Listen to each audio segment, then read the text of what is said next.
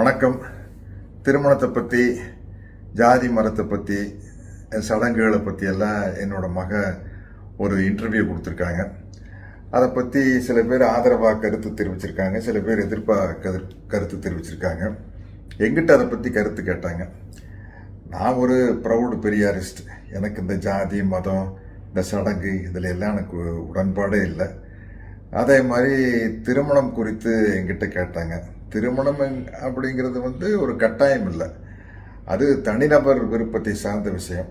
திருமணம் செய்கிறதாட்டும், ஒத்து வராட்டி டைவர்ஸ் பண்ணுறதா இருந்தாலும் சரி, இல்லை தனியாகவே வாழ்ந்துட்டு இருந்தாலும் சரி, திருமணம் இல்லாமையே நமக்கு ஒரு குழந்தை வேணும்னு ஆசைப்பட்டாலும் கூட இன்னைக்கு இருக்கிற மெடிக்கல் ஃபெசிலிட்டியில், மருத்துவத்துறையில் இன்னைக்கு இருக்கிற டெவலப்மெண்ட்டில் அதுக்கான வாய்ப்புகள் இருக்குது.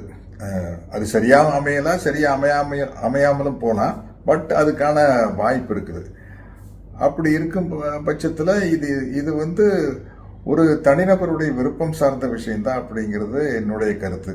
அதனால் இந்த கருத்துக்களில் திவ்யா கூட நானும் ஒத்து போகிறேன், உடன்பட்டு போகிறேன் அப்படின்னு தெரிவிச்சுக்கிறேன். நன்றி, வணக்கம்.